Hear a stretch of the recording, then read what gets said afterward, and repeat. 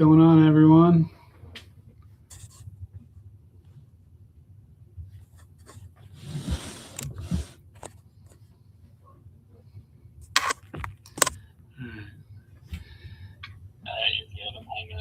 Okay, let's see.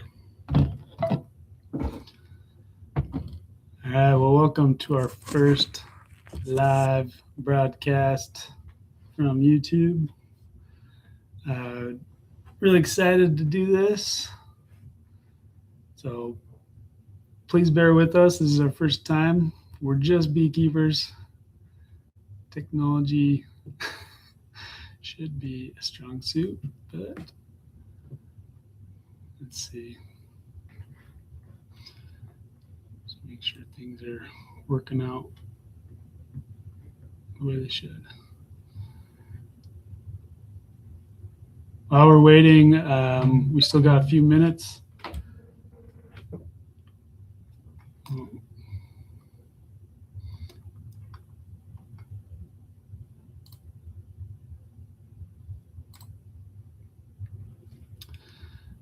While we're waiting,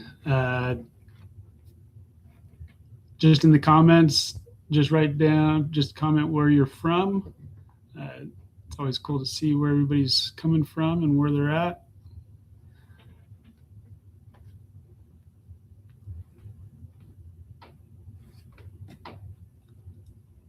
Texas, all right. Cape Cod, wow. Welcome. American Fork, Utah, represent. Delaware. If you're just joining us, send us where you're from in the comments.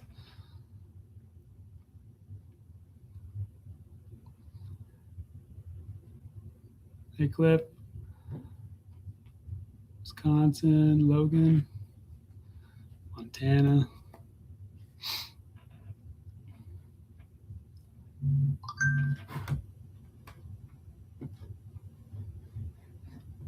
We're glad everybody can be here.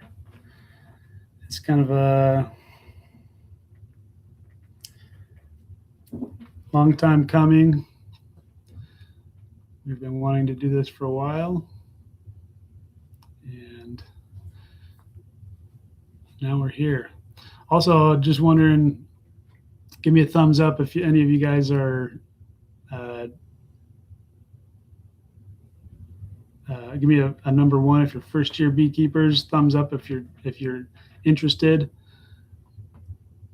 just learning and wanting bees.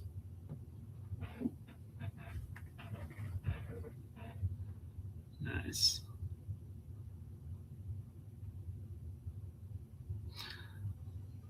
All right, 3 years. First year.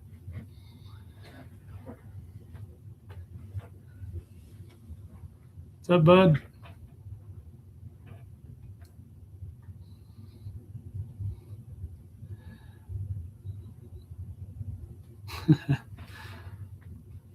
Yeah, we got some locals on here with us. We got a handful of people from out of state so far. We're just gonna give it a few more minutes before we get started. Let people catch up and get in, finish up their dinner. Hopefully you guys are all having a successful year with your bees.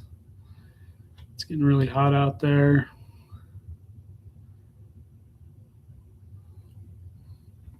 I know we're struggling working the bees all day in the heat.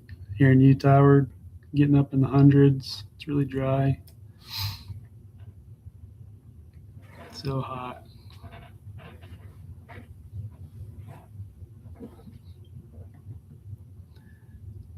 Any of you guys started harvesting your honey yet?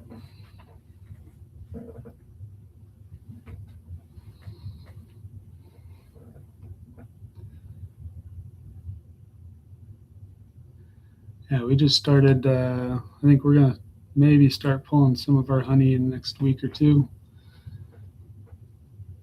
Just depends. We had a little flow come on, but it's been pretty dry. We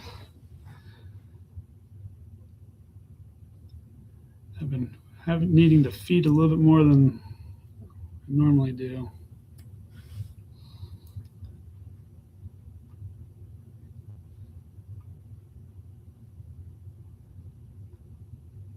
Yeah, nice.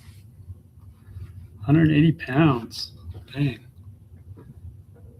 That's great.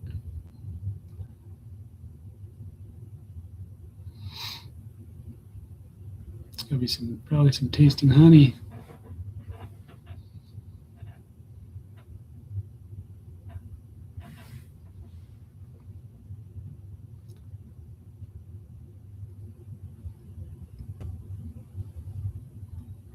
Yeah, we're okay. Let's see, we're still getting people joining us. If you're just joining us, name where you're from, how many years you've been beekeeping.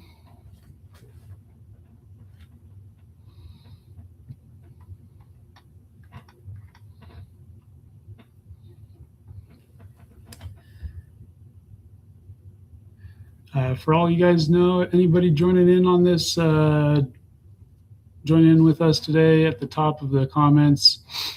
We do have a little discount for you guys if you're interested. 10% off all of our honey products and lotions and topical products. Also 5% off all of our beekeeping supplies as well. So make sure you take advantage of that if you need anything. We do ship as well.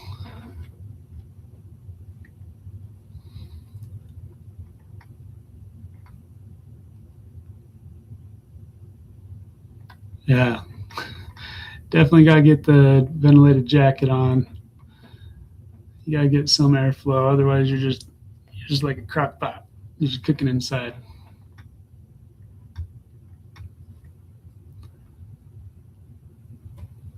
My dad's doing well. He's kicking it. He doesn't give up, so he's hanging on strong. Thanks for asking. Sorry, Kimberly, we do not ship to Canada right now. That's something we're working on. Right now, just the United States.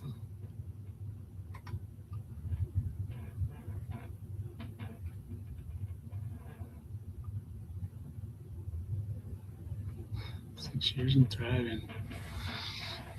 I love seeing all these old time beekeepers hanging on strong. Keep it up.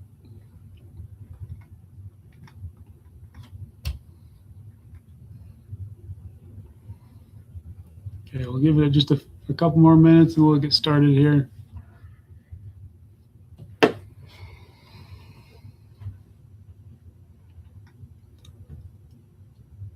Hey, Paul. Good to see you here.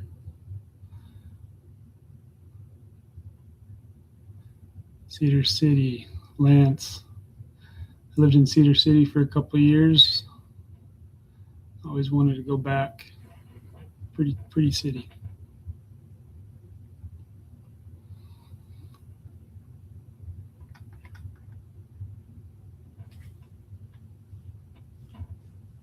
Yeah, and also start thinking of some questions as we get going on here.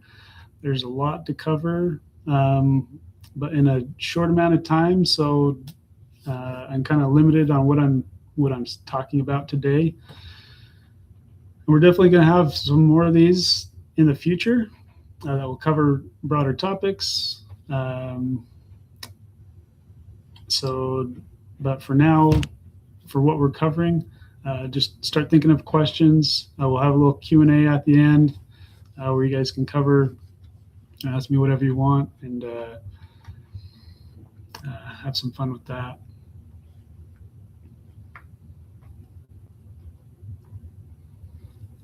Appreciate you guys being here, though. Tell you what, though, Homer's Honeybee, we wouldn't be here without all you beekeepers.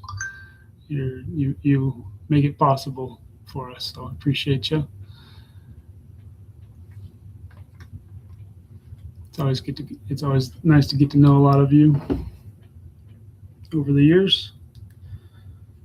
Put my phone on silent.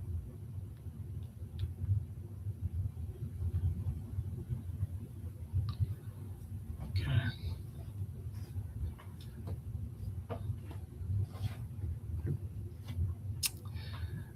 Yeah, we could do a military discount for you. Trevin, Chase True Freedom down at the bottom. He'll get you taken care of. Thanks for your service, by the way. Love our veterans.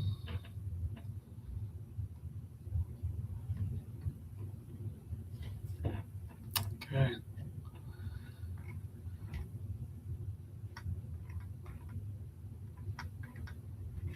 Okay, well, I think we're going to get started here.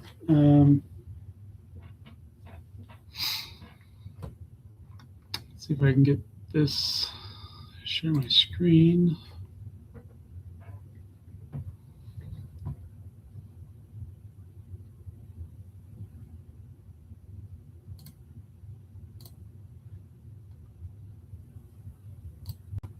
Okay.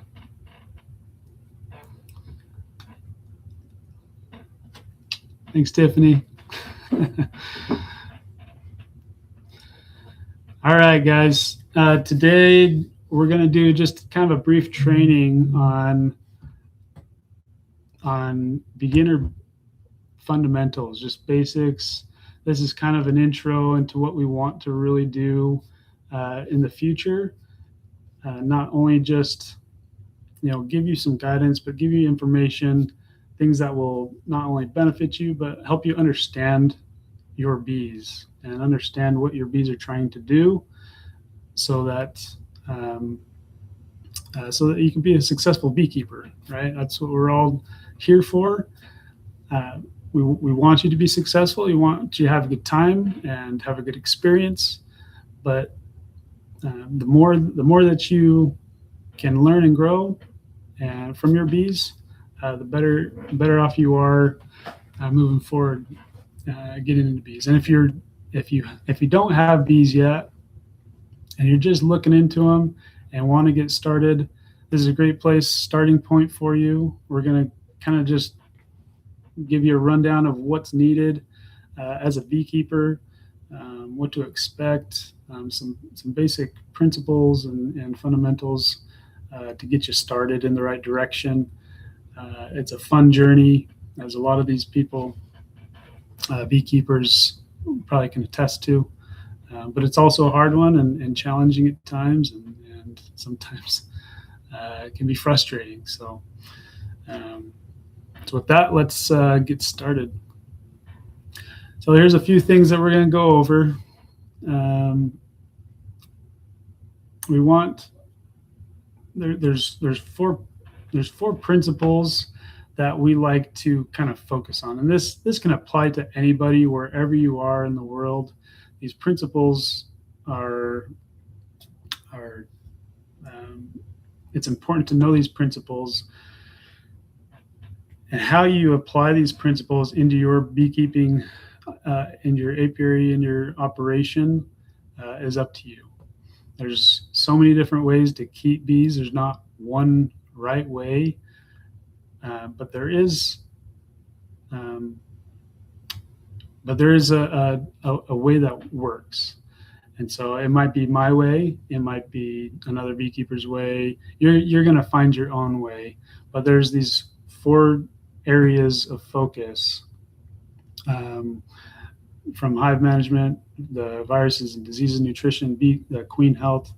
These are really important to understand and to learn as a beekeeper.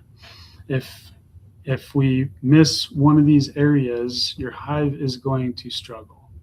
And so it's important that we have a good balance, and that we can cover all these topics, so that we can so our hive can thrive. So a couple of things we're going to go over today. how the honeybee colonies are organized. We're going to talk about the roles of a colony, the queen, the workers, and drones. How bees communicate together, why bees even make honey. As a new beekeeper, what do you need to know before you get started, and then some common mistakes, things to avoid as a beginner beekeeper, and then just what to expect during your first season. So let's get rolling. So before we do that, first, for anybody who doesn't know who I am, my name is Seth Homer. I'm here in the picture with my dad, Richard. He is my father, my mentor, my friend.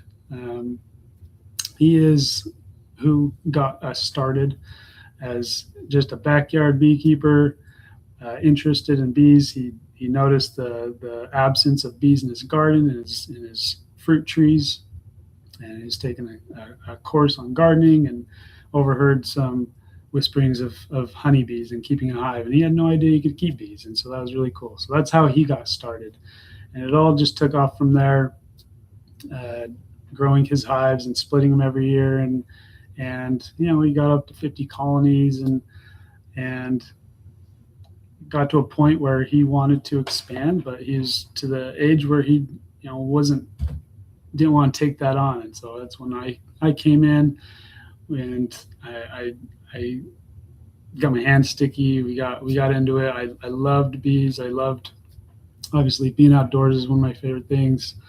Being with my dad was great to be able to build our relationship, and just a new chapter in my life, and it just fit, and I was really excited for it. And so we jumped in. We got a couple hundred hives together. We split them that first year. We grew, and now we're up to over 900 colonies, and we've been kind of maintaining that number for the last few years.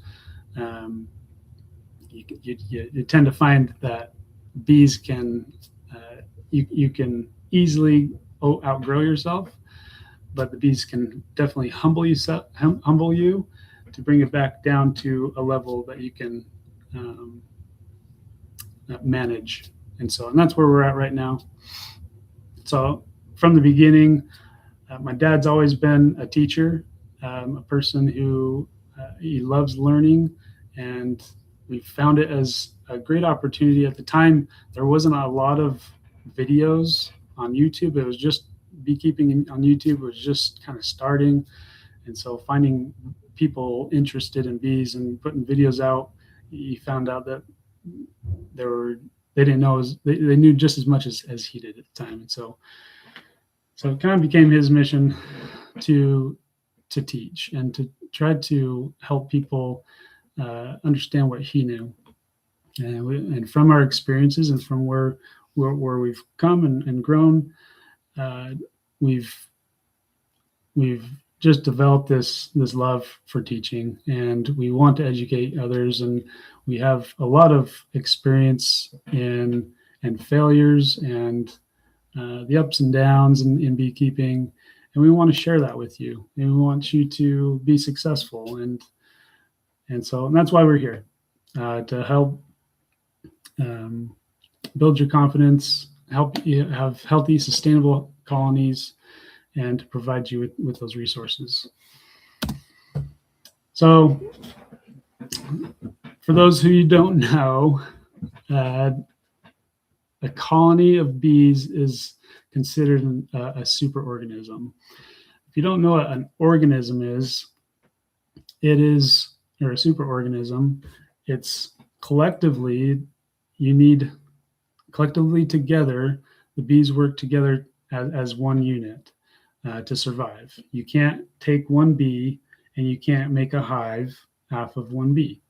You have to have a group of bees with the same purpose and goal to fulfill their purpose in life. And so it's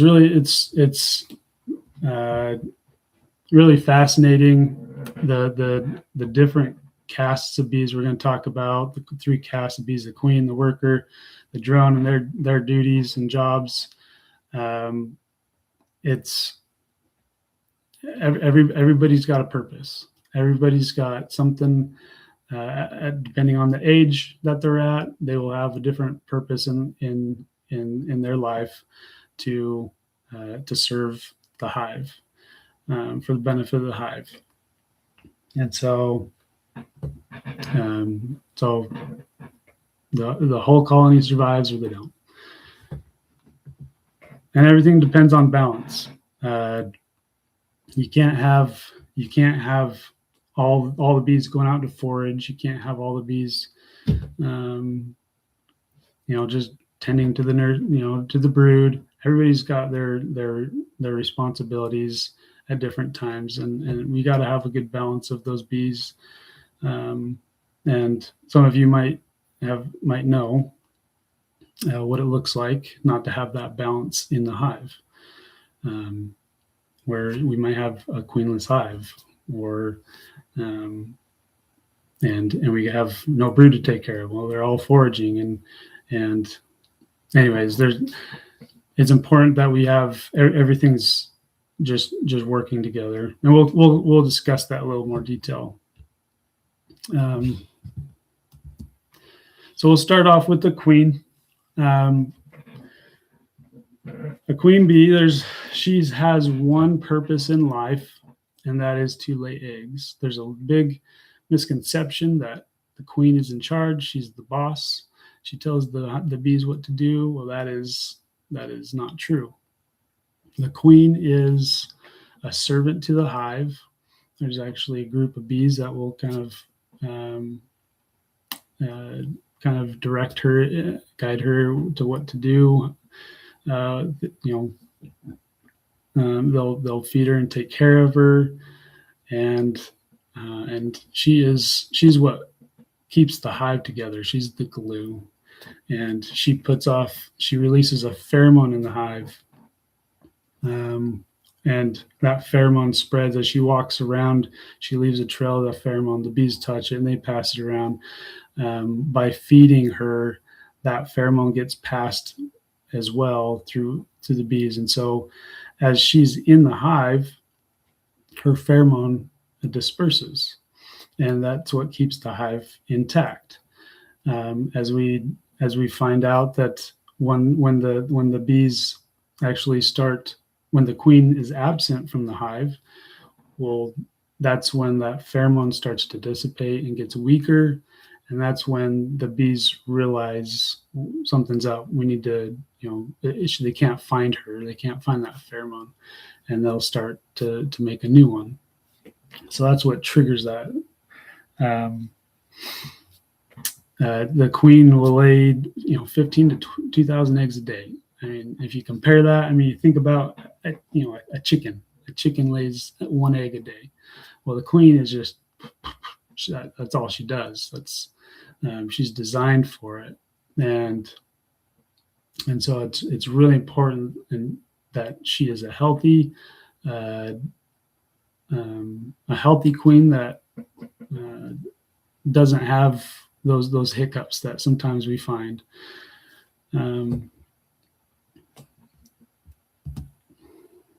Some of the characteristics that we find in a queen,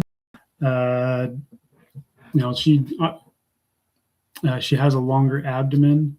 She has a bald thorax. So down at the bottom, you can see that she's marked.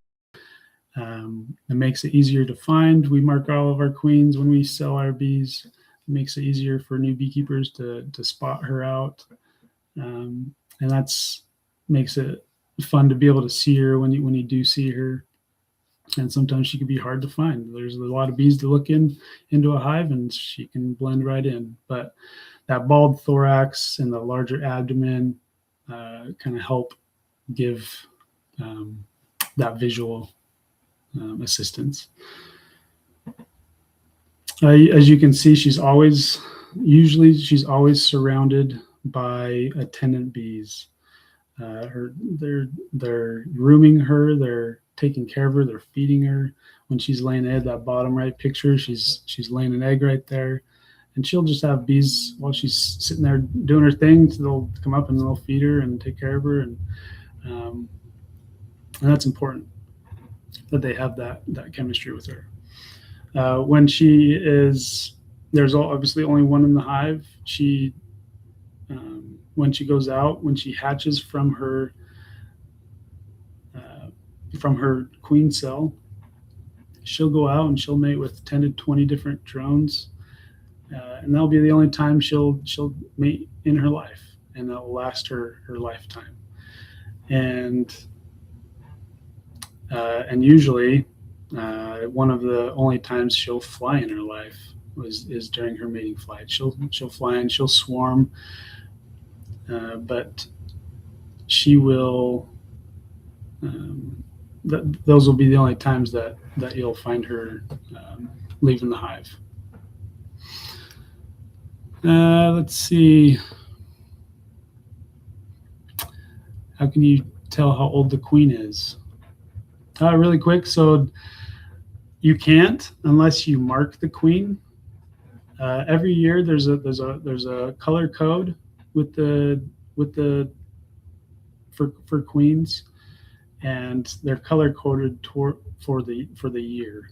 And so there's 5 different colors, and so there's going to be one color for each of those years, 0 to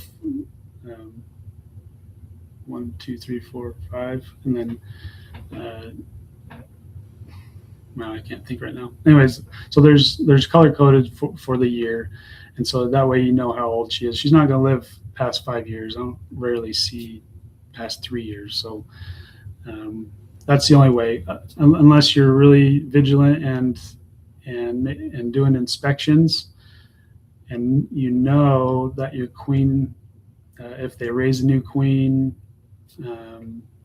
because you see queen cells, then you know it's you might have a new queen, and you're kind of taking notes that way and paying attention to your hive. There's really no other way to know how old your queen is. And getting a new queen every year is, I would say, is probably a smart thing to do. Nowadays, queens just don't last a long time. They 2 years. I like I said, I don't see queens last more than 2 years that often. And the ones that are marked, and I know that they're 2 years old, and usually at that time they're sometimes failing, or they're getting to that, they're slowing down. So we'll replace them. The hard thing is you want to replace. Well, I don't like to go in if I can help it, knowing that my hive is going into their 2nd year with an older queen, because a lot of times that's when queens can fail, and you don't want them to fail at the wrong time, or have them start raising new queens at the wrong time, and that could be like in the fall, because it's really hard to find queens. It's when temperatures are getting colder, and it's fewer chances for queens to mate. So it's good to so if you're going to replace a queen, I'd be kind of picking a better time for that to happen, kind of control that, if you will. Okay. We can come back around to these questions. I just need to make sure I stay on track, though. So feel free to come back, because I want to answer these if I can. So let's go over workers real quick.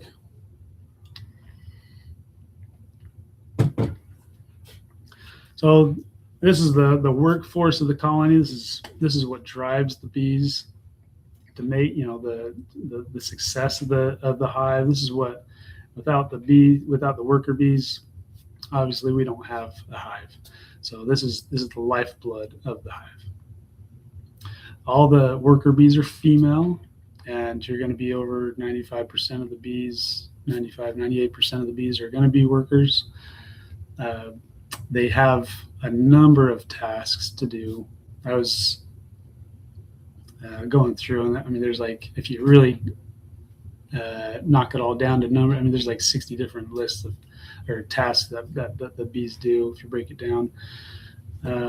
They only live, during the summer season, or the season, they only live up to 45 days, usually six weeks or so, and so it's not a long time. So there's always a turnaround. So that's why it's important to have a good queen. We got new bees hatching all the time, replacing the ones that are dying out, and you will reach a threshold, or a limit of how many bees you get in your hive. That's usually around 60,000, 80,000, more or less, as a peak population. And so, but from day one, from hatching out, the bees are cleaning the cells. To these are just the main ones. Clean, the cleaner bees, the nurse bees, the ones that taking care of the brood. Brood is developing bees that will turn into baby bees. They're constantly feeding the larvae and giving them that nutrition that they need to grow. Then you have builders, and these are wax builders. This is really cool. They reach an age where they produce these wax glands, or form these wax glands. They can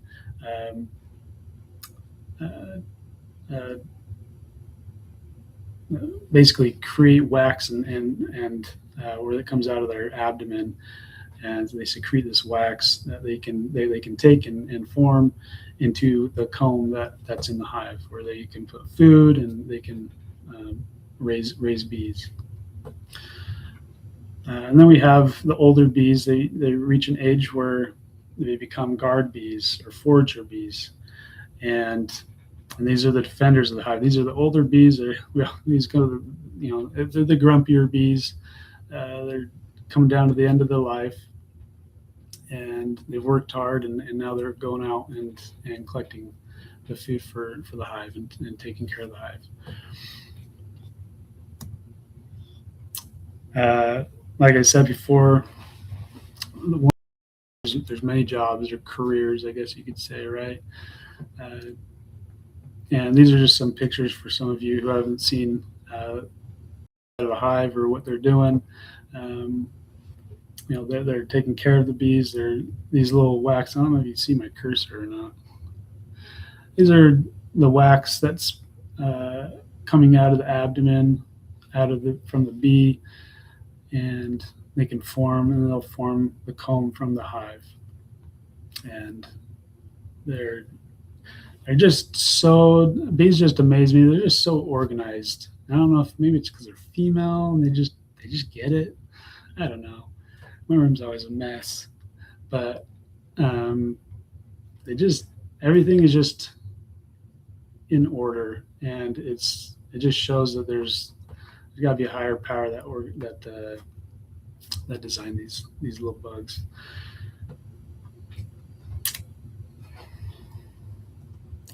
Really quick, just kind of something fun. Did you know a bee beats her wings 200 times per second? Yeah, 200 times per second. When I first heard that fact, I honestly didn't believe it. In fact, I would take my camera and I'd do slow motion, and get up on the bee and just see if I can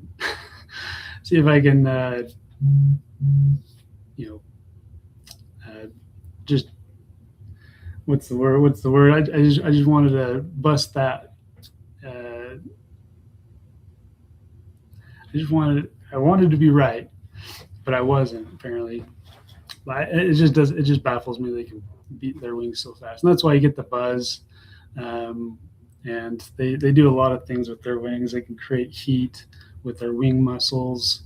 But this is why it just shows you, how much they're working. They work themselves to death at the end. That's why they only can survive for that 45 days or so in the summer months. In the winter time, it's really cool because bees will actually, they're built a little different, where they can last 180 plus days to survive the winter months. But at the same time, they're not working their butts off during the summer, and so that makes sense. Okay, so now we got the drones. Everybody has, drones always get a bad rap, that they're, just lazy butts. They don't do anything. They, and a lot, there's some truth to that, I think, because one at the bottom here, you can see that they don't have a stinger, so they can't defend a hive. They can't help the bees defend what they have. And they don't have pollen baskets. They don't have any tools in their belt, per se, that they can collect pollen. And they don't have a honey stomach to collect nectar. And they don't have those wax glands to build wax. And so their main purpose in life is to mate with a queen. And to do that, they need food, and they can actually, they're nomadic, so they can actually go from hive to hive. They don't go back to the same hive every time. They're welcome in wherever they want. And so the interesting thing with bees, when they do go out, they'll fly out to a drone congregation. They say that they're usually above tree lines, but they fly far enough away so they're not mating with their own mothers. And the queen bee will go out and she'll find those congregations, and the drones will, with their really big eyes that they have that you see there, they just wrap around. Those are designed to find queens, and so they will chase her down when they find her. And the fastest, strongest, healthiest drone has the chance to mate with the queen. And unfortunately, he will drop dead with a smile on his face, but that will be the end of his life. But he is a really important part of the colony. He passes on good genetics, and that's what we want. We want good, healthy, diverse genetics. So drones are important.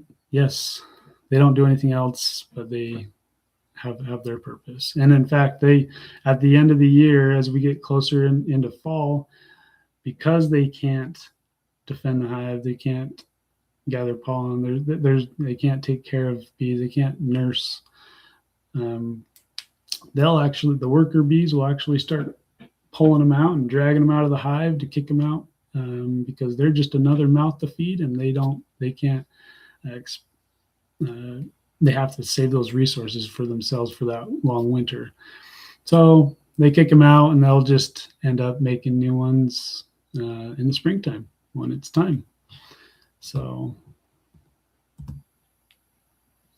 just really quick. So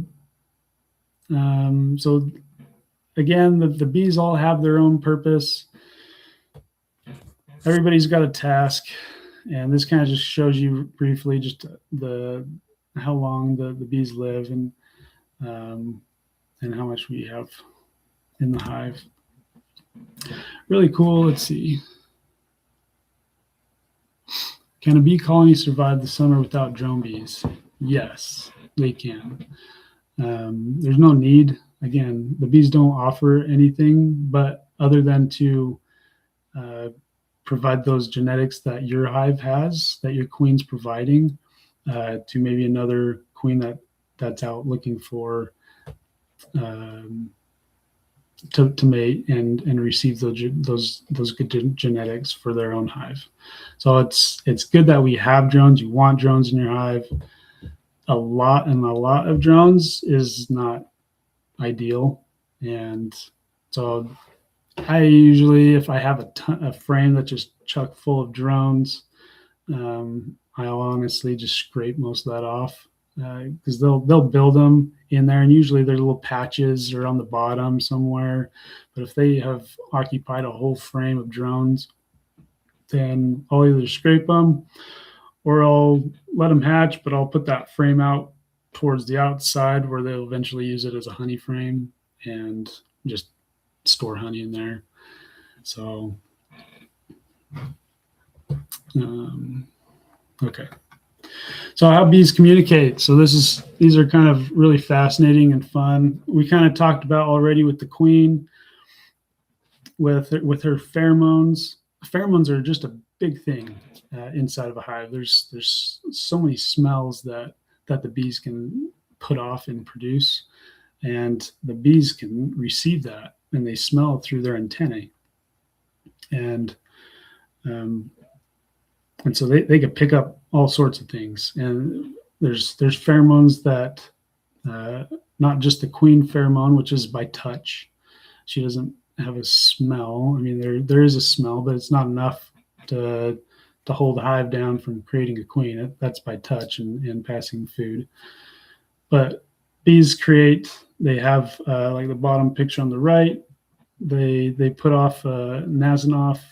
They have a Nasonoff gland where it puts off a homing beacon to the other bees saying this is home. And the bees open up. There's a little gland in the back of their abdomen, and they stick their little abdomen up in the air and they fan it. So they're pushing that air out so other bees around who are maybe lost can find home. And another one is a alarm. There's, I don't know the scientific name for it, but there's an alarm pheromone.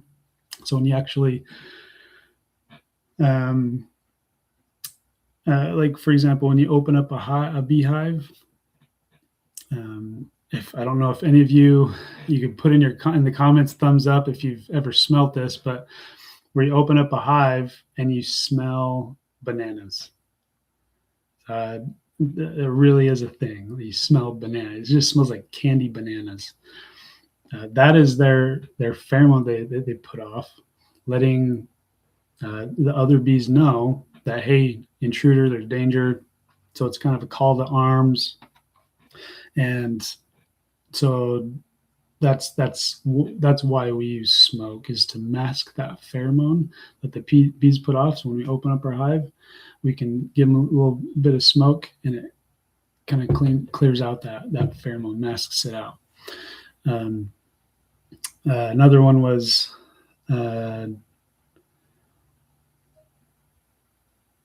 I just lost my train of thought. Alarm, and then I'll come back to it. Another thing is a waggle dance. So there's a lot of, obviously it's a visual thing where bees will actually go out and they will go out to forage, look for pollen. And when they find that source, and the bees can pick up ultraviolet and those blues and greens, I believe, and they'll see a flower, and they find a source of heavy pollen, good food source, they will come back to the hive and let the other bees know, and that's by a waggle dance. And so you could look it up on YouTube, and you could see bee waggle dance, and the bees actually telling the other bees around her where that pollen source is, where that food source is, just by the direction of the waggle. And it's all correlated to the sun, and it just, again, it's just one of those things where just like, well, bees, they're pretty dang smart, being able to tell somebody a direction. I can't even tell somebody to go down this street to the right, and usually trying to get to the grocery store and end up lost or something. So bees just have it down to a science, and they're just amazing little creatures. So another thing is vibration. Vibration is another signal to the bees, and a lot of it is to help them know what needs to be done. Because you got to remember, inside of the hive is dark, right? We're obviously opening up a hive and we're looking in the frames and we're doing our thing and it's light, but we put everything back. They're in the dark, and they're still doing their work. They know what's going on, and they're completing this task, this task, this task. Well, how do they know what needs to be done? Well, that's a big part of it is through vibration, knowing what things need to be done, and by touch. So really cool. Understanding these things in the end will kind of bring it back. It's important to know knowing all these things will help us in the long run understand what our role is as beekeepers. So wouldn't we all like to live in a society where we didn't have a king or a president or somebody telling us what to do? We could all just cohesively just work together and things just works. They just work. Well, that's a beehive. There's no one in charge. There's no gossip. There's no arguments. There's no you do that. I did it yesterday. It's your turn kind of thing. No, everybody has a job and they do it. So it takes a lot of working parts, a lot of working parts to do everything. There's decisions, signals that need to be set off to know, how many, that we need more pollen coming in. We're getting low on honey, so we got to slow down on raising brood. Our queen's struggling, so let's make a new one behind her back. And there's so many things that happen into a hive, and it's really cool to be a part of and see that. One thing that everybody needs to know, and especially new beekeepers, is this little parasite, the varroa destructor. This is if you can get anything really out of this, it's this little parasite, and how and why it's so important to know about it and what you can do to take care of it. Because everybody in the world has this parasite. It's called the varroa destructor, and unfortunately, the only country that didn't have it until recently, a few years ago, was Australia. And now they're dealing with it for the first time and trying to figure out how to work it and take care of the mites. And we've been dealing with it for 20 plus years, and before the varroa mite came along, from what I hear, beekeeping was just a piece of cake. You had healthy bees, you made your splits, you put them out in the field, you threw a box on, and they just brought in honey, and you put another box on, and you go back to them a month later, check on them. And, I don't know how much of this is accurate, but it sounded like it was pretty chill. And boy, is that not how it is today.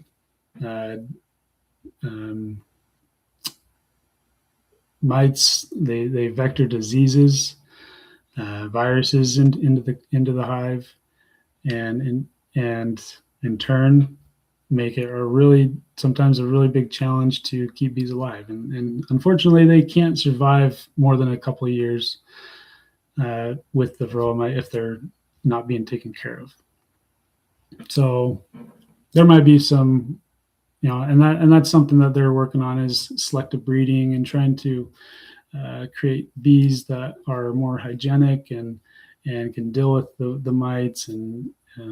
But we're a long ways away from there, and so now we just have right now we just have to deal with it and try to manage it the best we can with what we have.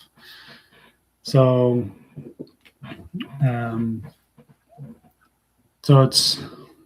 as a beekeeper, it's really important to understand mites, to learn about them just as much as we're learning about bees, and to learn about them, why they're there, what their life cycle, and why, and things we got to do to kick them in the butt, get rid of them.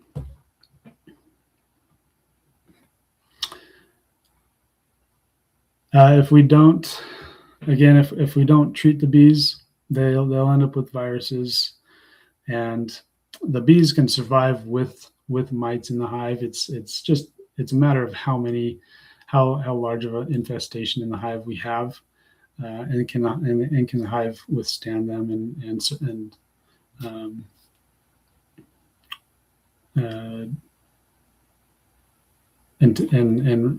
just survive with them. So that's definitely. I mean, you could go a whole another a whole lesson or class on just varroa mites, and that's something we could probably for sure do in the future. What we do and what options you have out there, because that's the number one killer out there right now is the varroa mite, and so must be taken care of.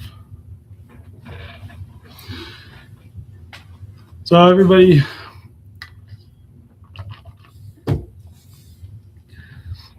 simple, right? Why do we keep bees? Why do we want bees? Is it just for the honey? Well, if it is, then I hope a lot of you are. I hope that I'm sure a lot of you have found out now that you probably could have bought a lot of honey with how much you've spent and put into beekeeping. Honey's shouldn't be your main goal. Honey's great, and we want it, and it's healthy and it's good for you, and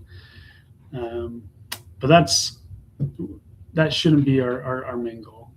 For the bees, it's different for them, right? They're collecting it when it's abundant, when there's a lot out there for them.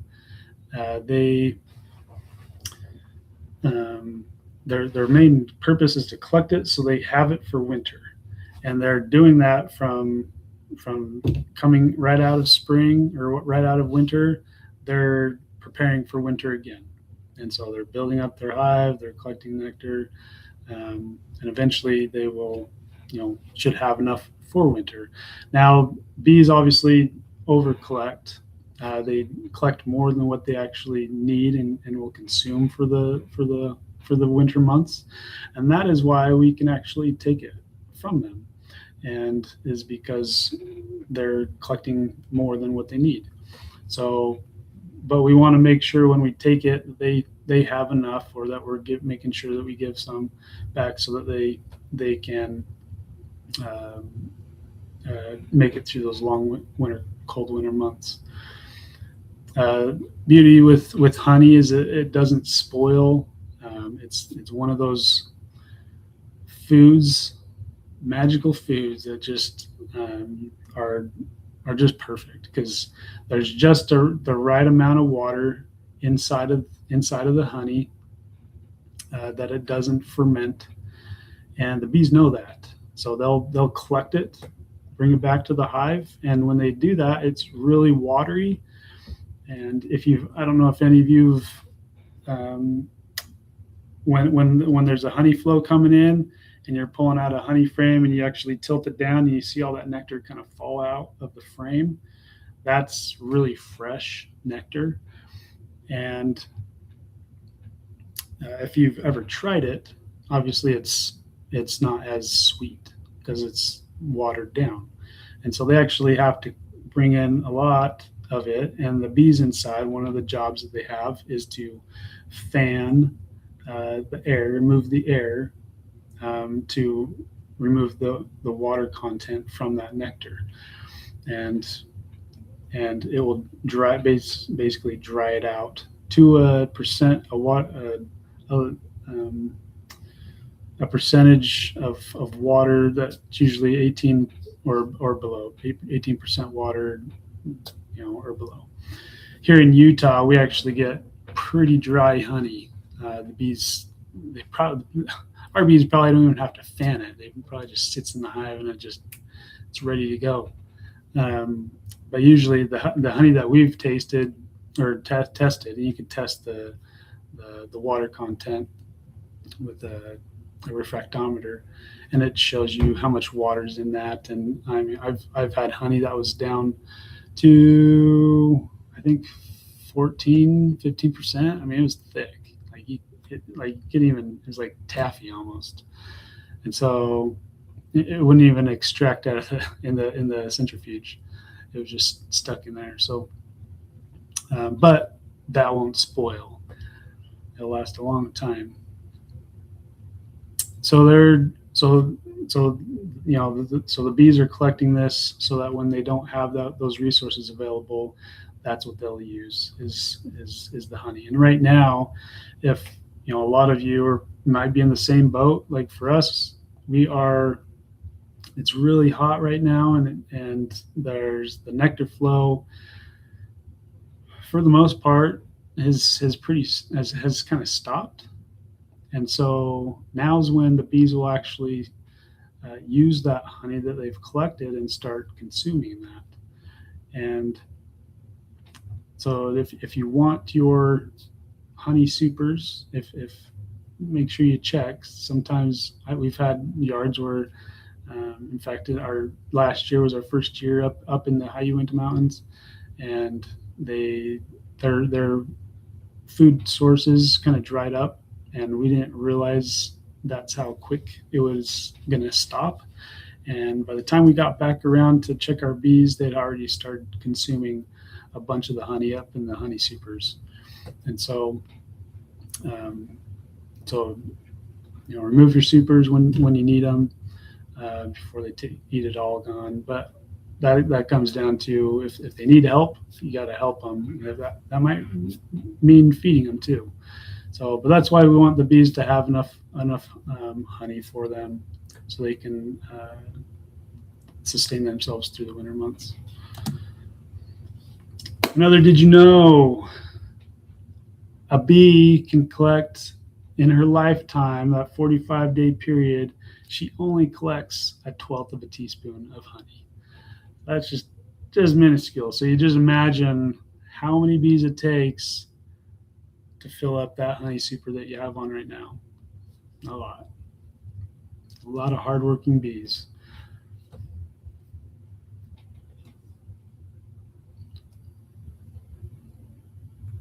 Let's see, there's a couple comments here. Yes, thymol. You can put them on the hive once your supers are off. Don't put them on with your honey super. Looks like somebody measured theirs out at 16%.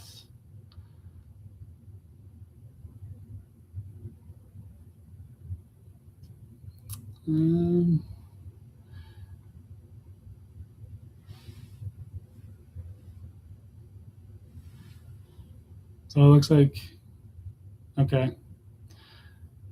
We'll come back around to some of these questions. They're talking about feeding and why they're not growing and stuff. I'd love to answer those questions. So just to kind of recap a little bit. So the bees are collecting. The bees will actually come pass, and something I learned. All these things we learned at some point, right? But the bees will actually come in full of that in the nectar in their honey stomach. They'll actually pass it to another bee, and that honey is actually passed multiple times before it actually gets into the cell of the honeycomb.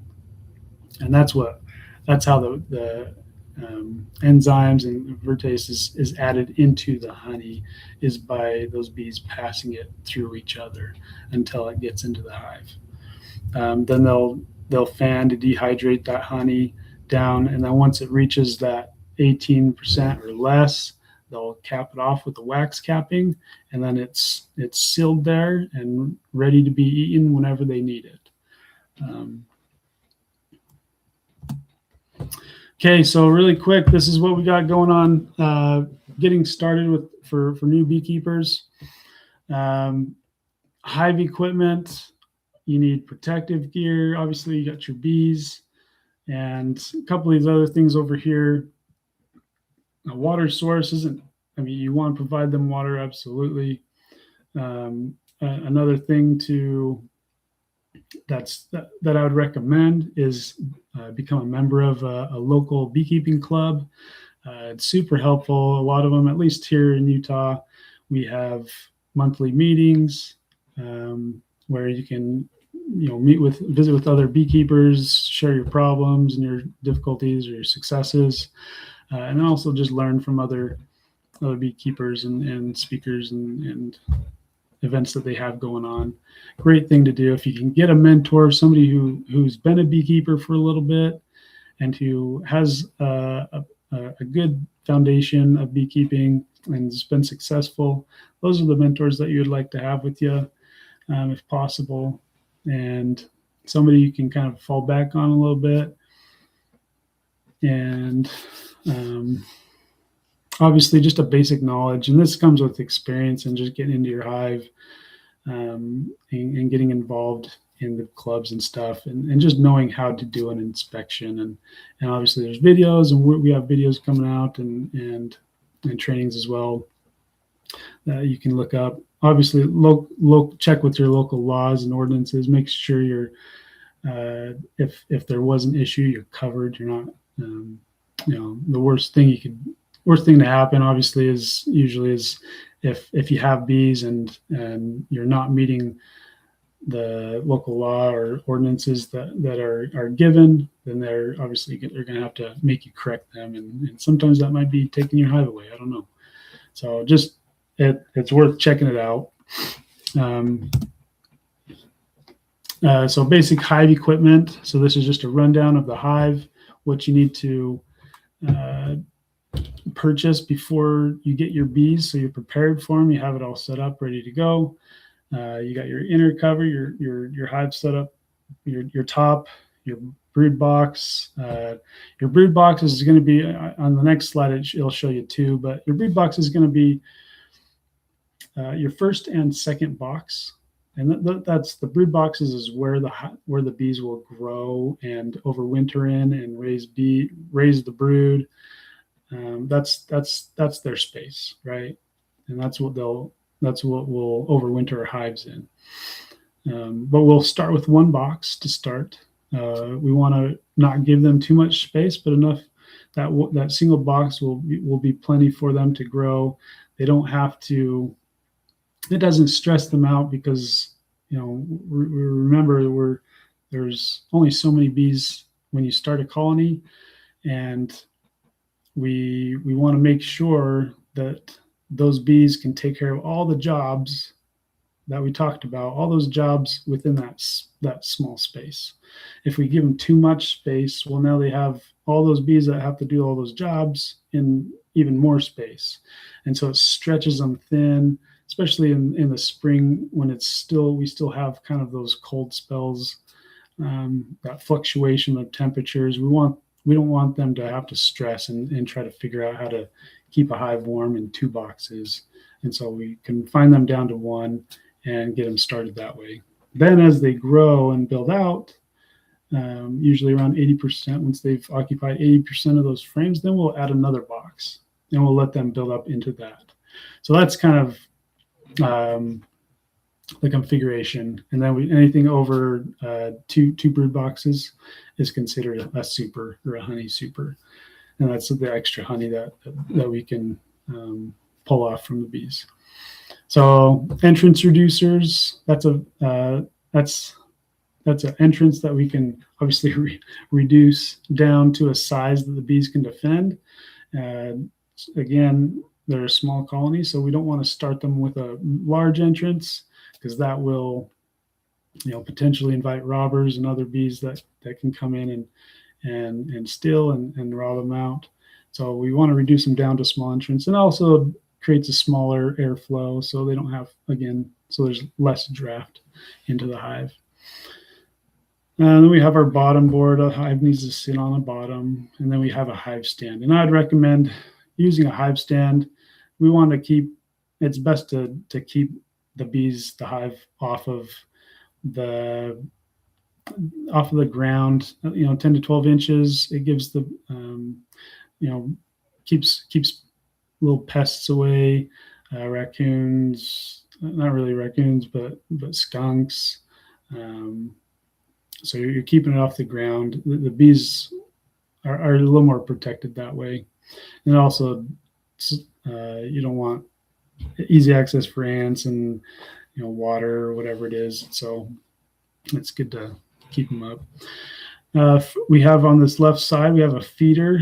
So we like to keep a feeder in our hives. And I've noticed, I didn't realize like how many people actually didn't know what a feeder was or seen one. They always ask, what's that black thing in there? And that always just surprised me because I kind of thought most people had feeders. But so a feeder is basically that. It's a frame feeder. It takes place of one frame. And when we start our hive, we're feeding our bees. We're giving them assistance to give them the resources they need so they can build out quickly, and so they're not going to stress from cold weather and not be able to bring in enough food themselves. And so we provide that for them. So we put in a gallon of this one here holds a gallon of sugar syrup or sugar water.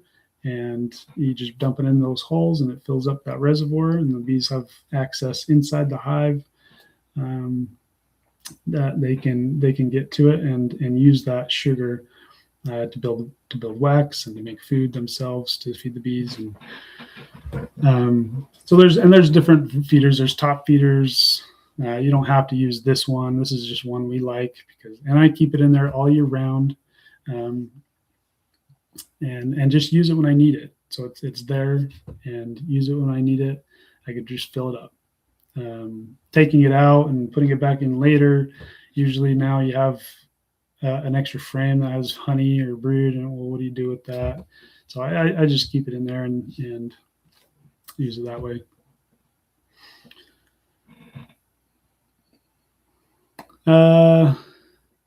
Sugar water ratio. So it depends on the time of the year. In the springtime, when we want them to build wax, it's usually mainly for to build wax. It's a 1-to-1 ratio, so one part sugar to 1 part water, and that's by volume. So a cup of sugar, cup of water, kind of thing. And that makes it's a thinner syrup for the bees, and that stimulates them to build wax. As we get closer to fall, I'll actually feed them a 2-to-1, which is 2 parts sugar to 1 part water, and that's a thicker syrup. And they'll actually pack that away and use it as food stores. And it's obviously there's less water in that syrup, and so it takes them less time to be able to dehydrate that down to a honey consistency. So now when they go into winter, I don't have a 1-to-1 or a thin syrup honey in the hive, which can cause dysentery problems and things like that. So that's why we switched to a 2-to-1. And so on the right side, so that's the hive setup. So you got your 2 bottom boxes; those are your brood boxes, and then anything above the second box is going to be your honey super. And you could do mediums, and mediums are a smaller box, which can weigh up to 60 pounds of honey when it's full. Versus we run all deep boxes as our honey supers, and they can get up to 80 pounds. So it's heavy, and so you can. There's no wrong or right using that way, but. Other things that you'll want to get a hold of is a jacket or a suit. That's your preference, whether you go one way or another. There's no wrong answer to that. Typically, for most beekeepers, you can get away with just a jacket. It's easy on and off. You got your pants on down to your shoes or boots. And not very often do I get stung in the legs when I'm wearing my pants. If I do, it's usually because I accidentally lean up against a hive and maybe I squish a bee and she stings me. Or, so, but I know some people like to wear the suits because they feel a little more comfortable, and that's okay. Beekeeping gloves as well. That's what we like to use, nitrile gloves. I don't know if any of you guys like nitrile. That's the route we go. A little more sanitary, and it's easier to clean, obviously. But regardless, you want some gloves for some protection. And the other things you'll want is a smoker and a hive tool. Smoker, obviously, like we talked about before, you're helping calm the bees, remove that alarm pheromone entering in the hive, and kind of keeps them busy eating if you use the smoker. And a hive tool you can't get away with in beekeeping. That's your go-to.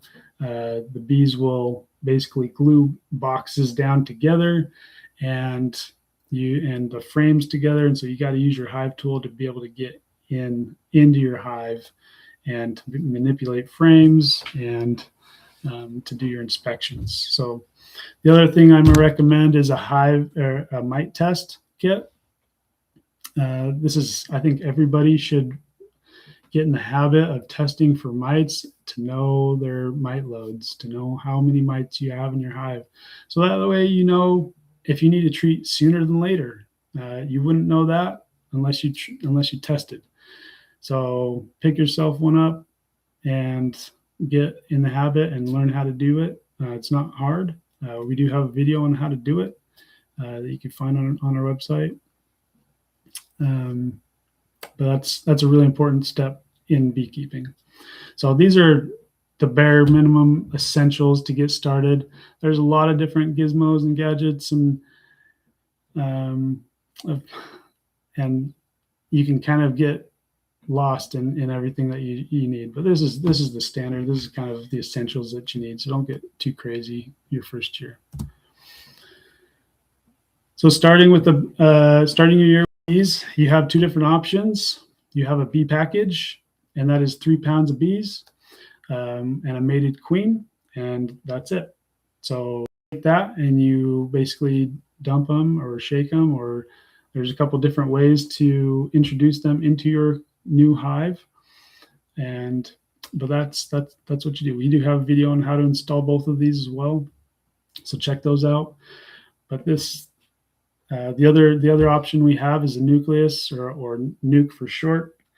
This is actually an active hive where the laying queen and different stages of brood and some food in there, and you're just transferring those frames with those bees and brood into your new hive setup, and let them go from there. So there's a little bit difference. Usually the timing of availability is different. Packages are typically earlier, nukes are a little bit later.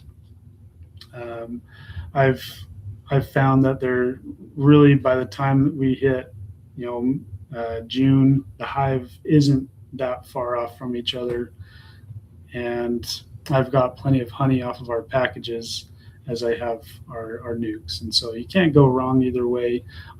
Sometimes I like, especially starting brand new, the bee packages. I feel like are just a little more educational because you get to see the bees from scratch, building everything from scratch.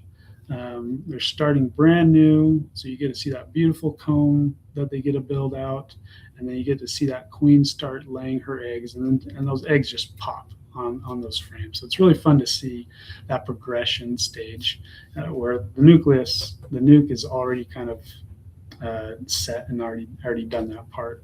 You still get to see them expand and grow, but not to the extent as a bee package.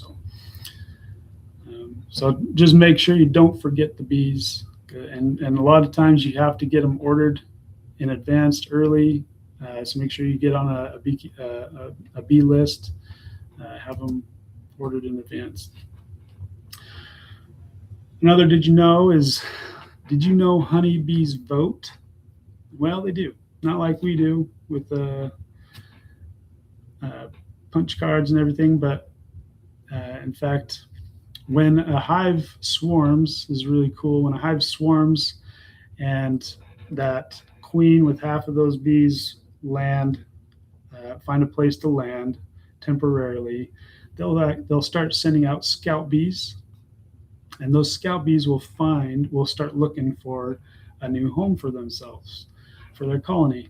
And so they'll look in anything and everything. It could be a chimney, it could be an eave, it could be a tree trunk, it could be a toy bucket.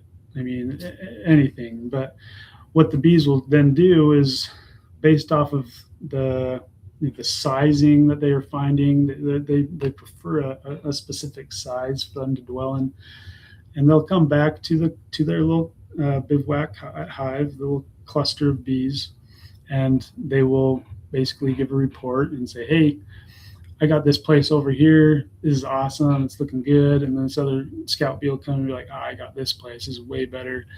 And they'll depending on how aggressive their little dancing and movements are, will attract the other bees, and eventually those bees, you'll have other bees go out with those bees to find the location where they're at, and eventually get to a point where you're going to have bees basically kind of voting on which one is best. You're going to have more bees doing their little dance and reporting to everybody, hey, this is great. Once they all decide, they'll vote, basically kind of do a vote and say, all right, this is it. We're heading out to this one. And they all take off and they spin off and fly to the new location. So it's a really cool. If you guys ever see a swarm, it's like the coolest thing. Unfortunately, we just had one the other day. We just had so much honey in our hives. We got honey bound, and unfortunately we got queen cells, and I had to take off on us up in the mountains, and just watch them fly away, and hopefully they survive the winter up there. So a couple beginner mistakes, common mistakes that beginners have that I try to avoid is opening a hive too often, but at the same time not enough. And these are a couple of things that, so really quickly, so a lot of beekeepers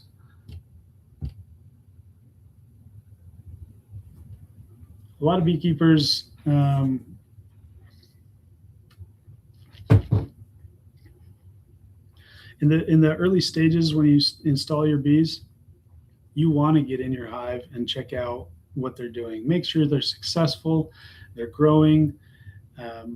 The one thing that we don't want them to do is not do that part enough. I have so many beginner beekeepers get in and they'll install their bees and they'll just let them go, and they'll just, hey, and they won't check on them for 2, 3, 4 weeks, and then they come back and say, hey, something's wrong with my hive. They're not growing. They're the same size as when I installed them, all this. And I say, well, when's the last time you checked them? And they say, well, it's been 3 weeks or a month. And I'm just like, wow, well, why'd you do that? And so it's really important in the beginning, especially, to make sure that your hive, your queen takes, that they're progressing, that they're growing. There's nothing, no viruses or anything that's going to slow them down, because those beginning times of the year is really important to take action early. And if you don't, then you're going to really be behind as we progress along. So, and I'd say is through the year, I'd recommend getting in your hive every 14 days or so. That gives enough time for them to settle in and do their thing and grow. And if you have any queen problems, you're within the time frame of new queen hatching at 16 days that you can catch it if there was a problem. And then you make some decisions when that happens. The other thing is ignoring mites until it's too late. There's a lot of beekeepers out there who think it's, are not just on top of it, or forget, kind of just lose track of time, or just don't really care too much about it. And then once they start seeing problems in the hive, whether it's viruses or the bees are just struggling or the brood's dying because of the mites are too high and the viruses that they're introducing into the hive, by that point it's too late, and the damage is done. So make sure you stay on top of mites early and just kind of manage them through the year, and not just those calendar dates that most beekeepers do. Panic over normal behavior, just, I'd say it's okay. You want to be observant of your hive and take pictures, send them, ask lots of questions. It's really important that you ask questions. No question is a dumb question. You want to make sure that, if it's just knowing what pollen looks like or honey or whatever, because we get those, and that's okay, but not overreacting over a small thing. The other thing is expecting lots of honey. Your first year should not be about honey. If you get honey, that's great. That's awesome. I always recommend that, your first year is just education. You're trying to keep a healthy hive, get them through the winter time. That's what we want to do. And if you get honey on top of that, awesome. That's sweet.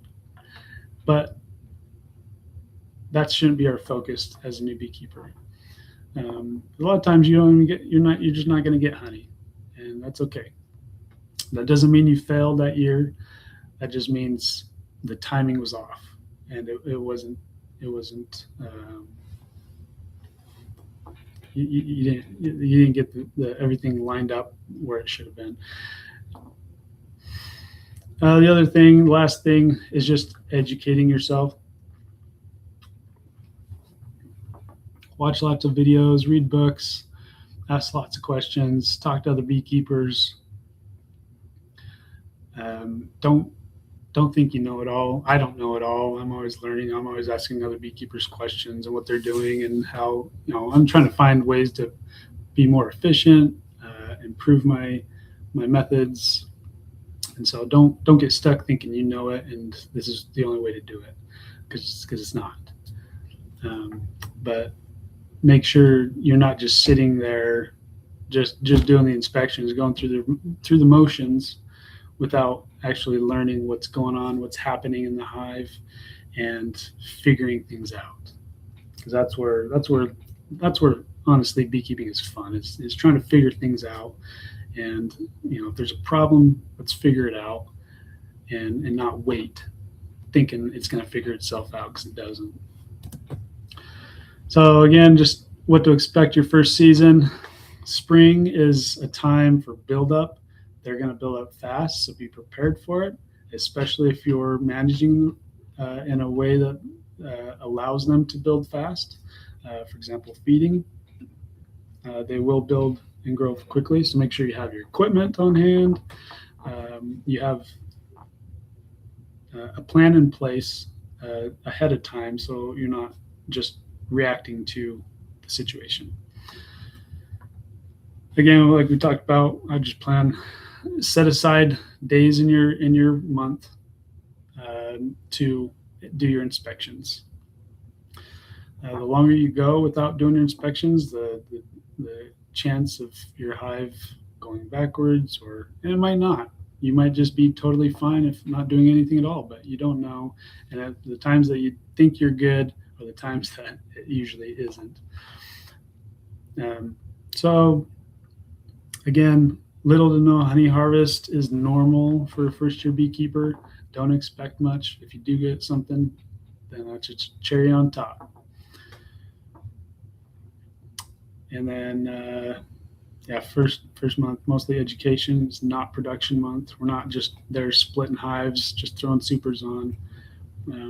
We're learning. And then just know that you're going to make mistakes. Every beekeeper is making mistakes. I make mistakes still.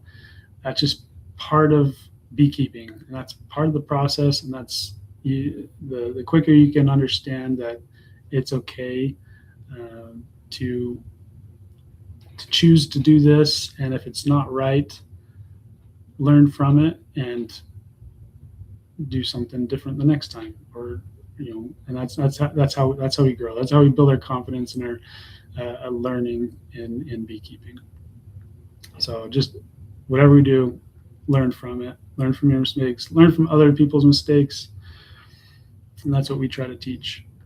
And just enjoy beekeeping. Beekeeping is fun. Beekeeping is just so rewarding. There's so many things that come from the smell. It smells so good. It's one of my favorite smells.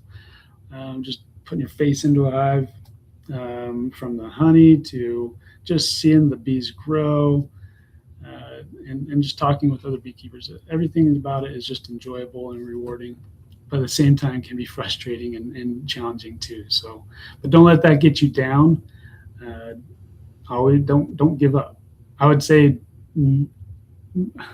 I looked at the statistic. I'm trying to remember off the top of my head, but it was, I would say, average beekeepers, beginning beekeepers, only stay into beekeeping, I think it's like 2 or 3 years, and then they drop out.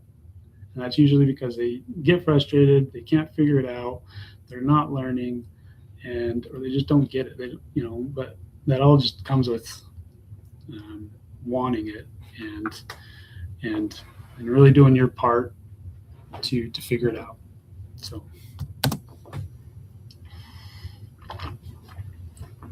Okay, so just last thing.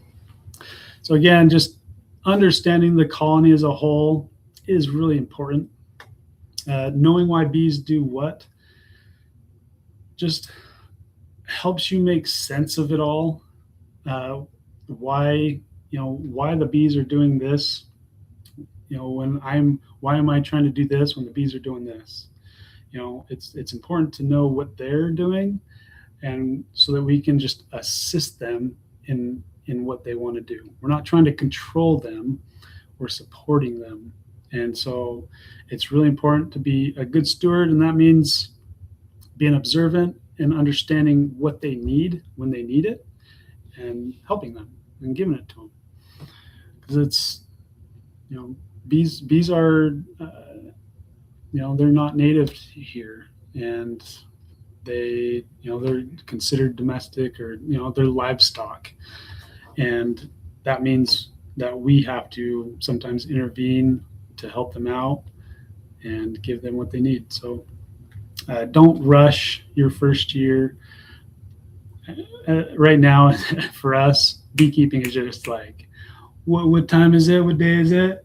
I swear it was just like a month ago we were just doing this, and time flies by. So make sure you know what's going on in your hive and be a part of it. Don't rush it, but just learn and grow with it. Trust the process. Bees have been doing this obviously for millions of years.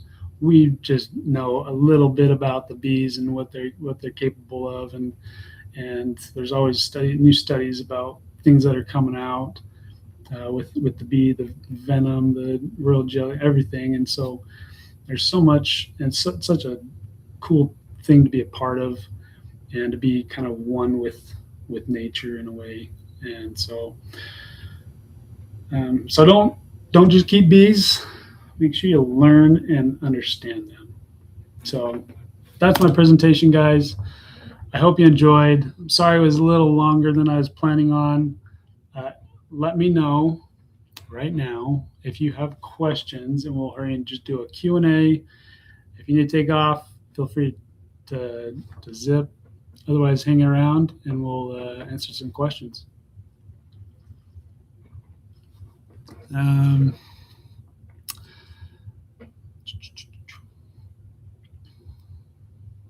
Let's see. Do you make the hive boxes that you sell, and are they the same ones that you use, or do you use different, or do you have a different favorite hive? Everything that we have is either from when we started. We made them all.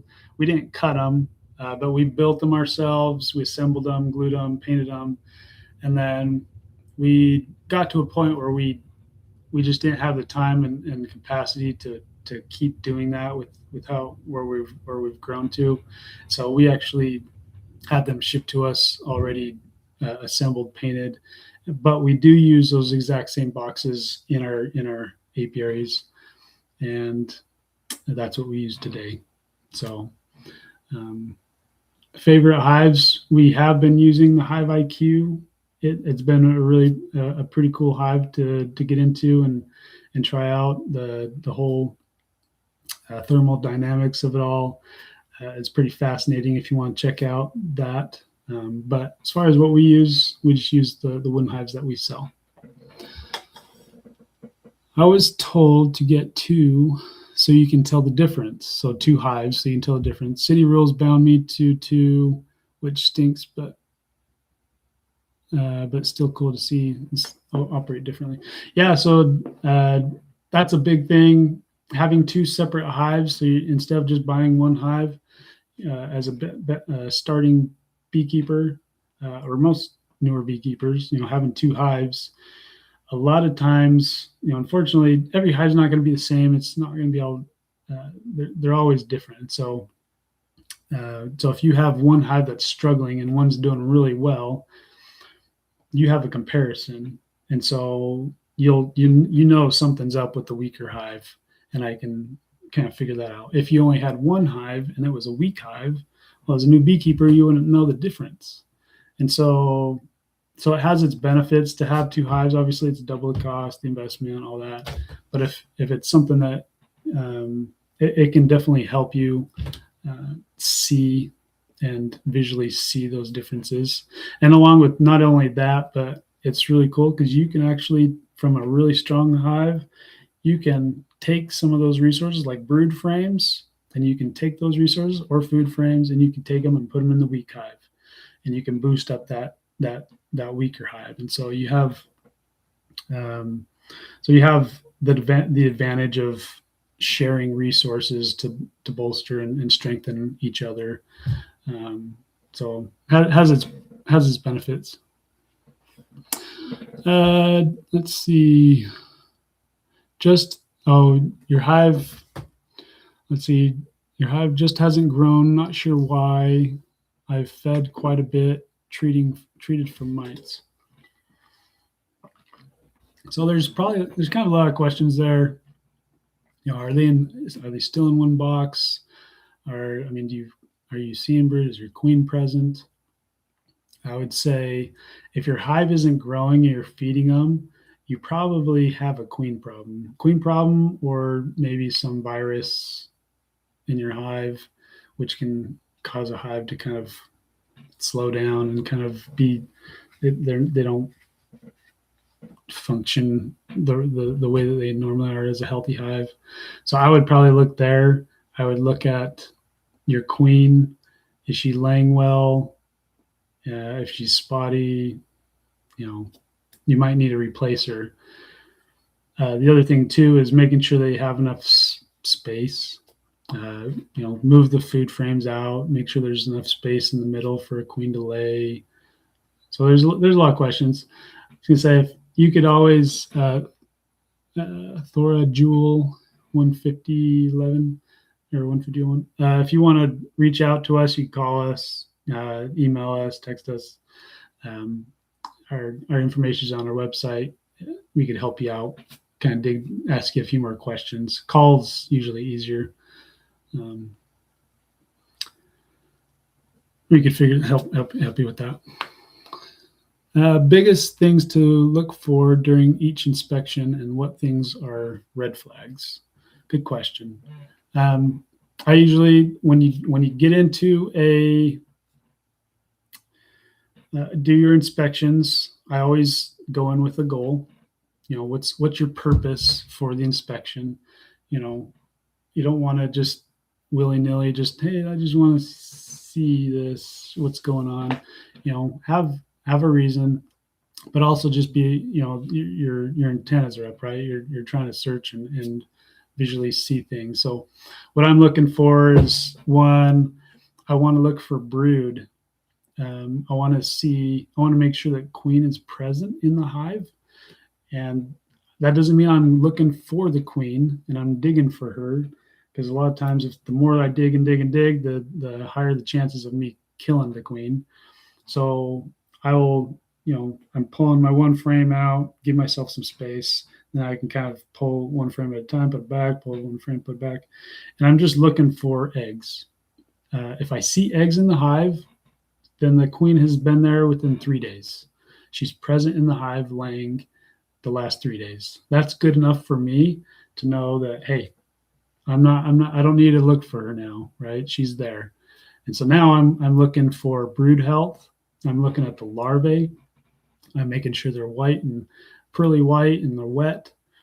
So I know that they've been fed enough. If they're looking discolored or droopy, or if I'm seeing the capped brood cells perforated, like they're uncapping it because something's wrong, those are the things I'm looking at. And then I can, take action there. You probably have some virus or disease that needs to be addressed. And I just want to make sure they have enough food stores, food coming in. Are they having a hard time building out frames, foundation? And I'll give them some feed. You got to kind of know what's going on coming in outside the hive to address what's inside as well. So those are the main things when I do my inspection I'm looking for.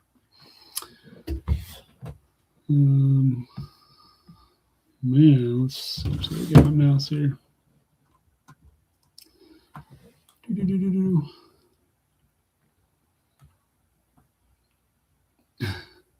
Yeah, you have 5 hives and each one is so different. Very true.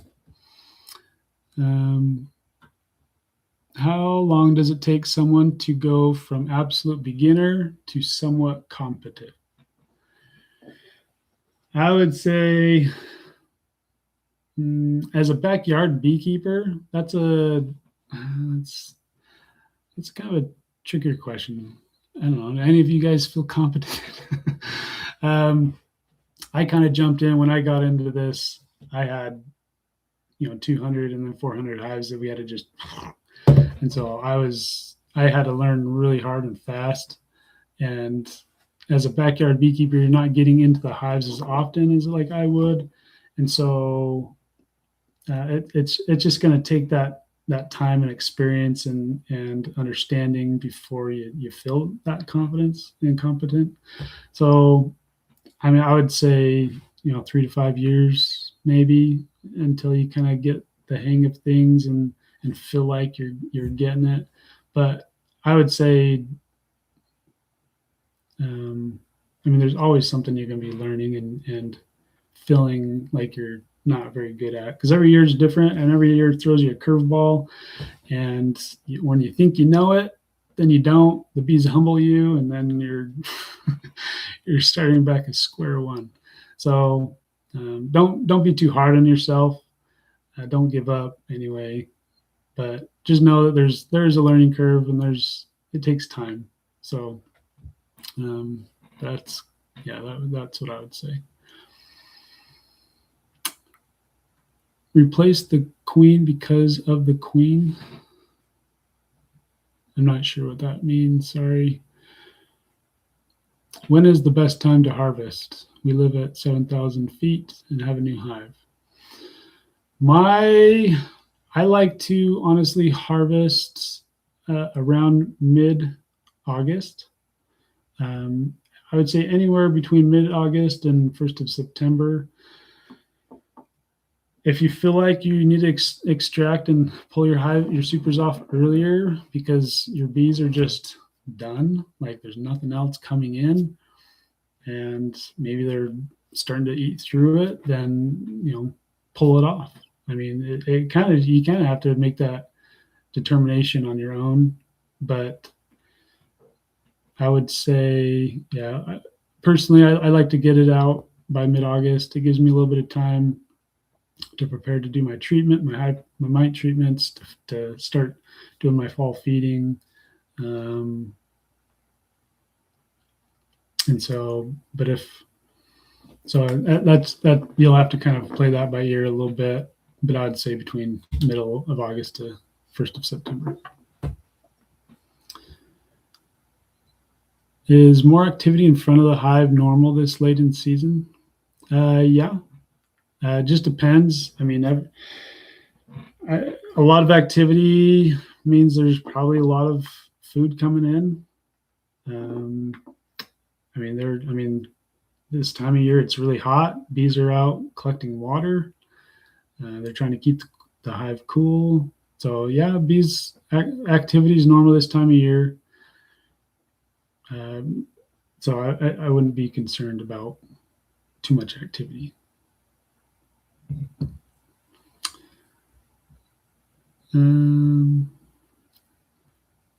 Sorry, replace the queen because of chalkbird. Gotcha. Thanks, Tina. Yes. If you haven't replaced a queen yet and you have chalkbird, that's usually one of the things that they suggest, because it could be genetics. I would say, how bad is the chalkbird? You know how strong is your hive? But that's usually when we run into chalkbird. That's usually what we're doing is, I'm usually going to replace a queen and see if it corrects itself. You might want to just make sure they got enough food resources, pollen and honey, and just kind of monitor it by then from that point and see if it fixes itself. Too much space too. Might reduce them down if they're too small.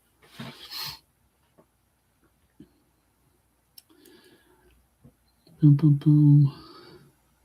8 frame versus 10 frame, and 1 brood box versus 2. I've never used an 8 frame, so I would be lying if I told you which one to choose. I've only done 10 frame.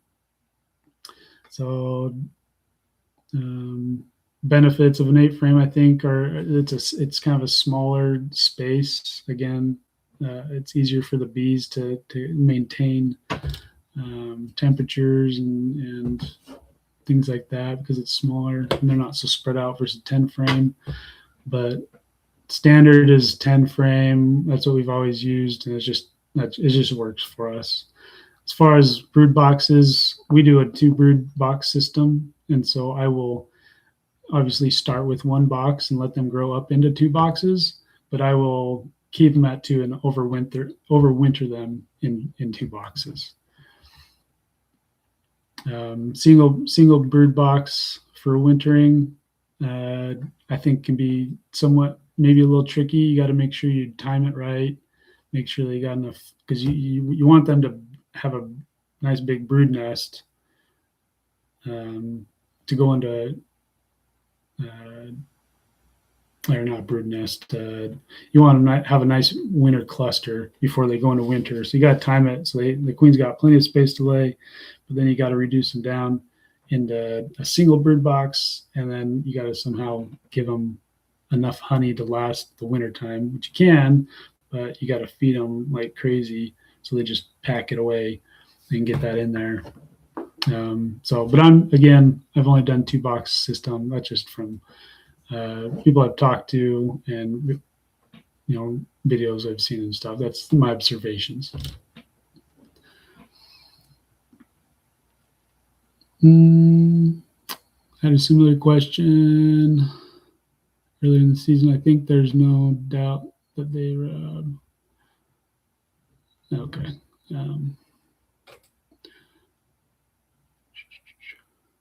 Are you guys thinking about all the activity in the front, thinking it's robbing and stuff, or is it orientation flights? Robbing this time of year, I mean, it's possible, I guess. We're kind of getting to that time of the year.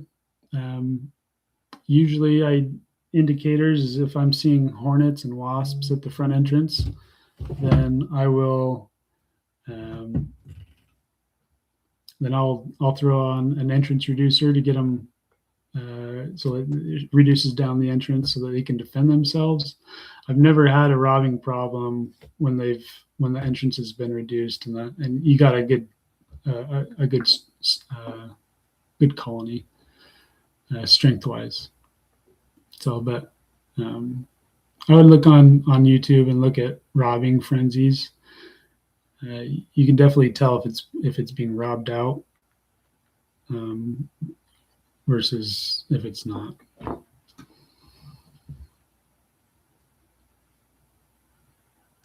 Okay, just a couple more questions here, and then I think we're going to end it up. How do you keep your colony big?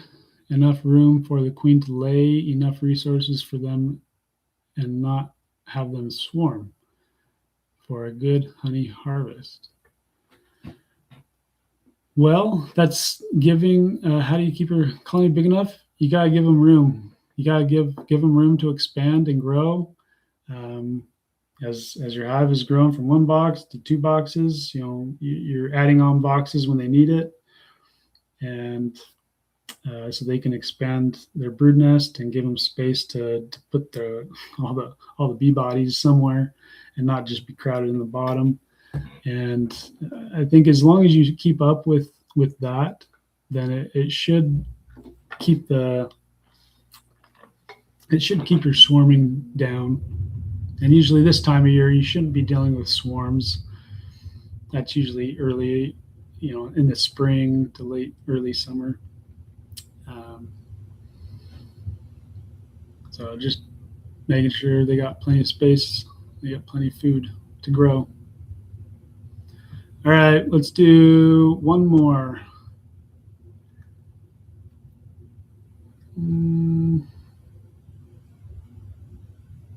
Oh. When do we do our honey?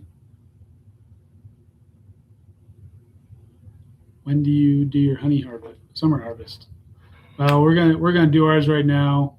In the next couple of weeks, we're gonna pull ours off and get ours by mid-August is when we do ours. We just do one a year.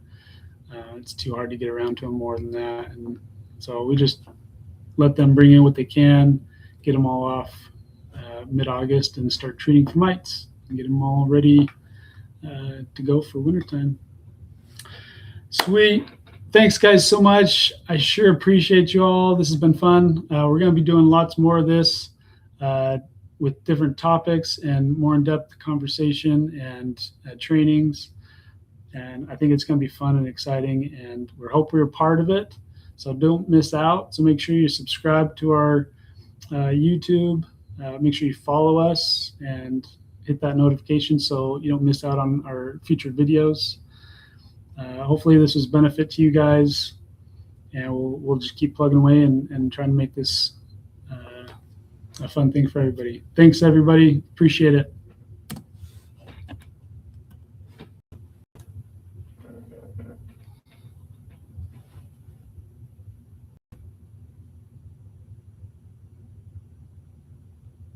I don't know if I'm out.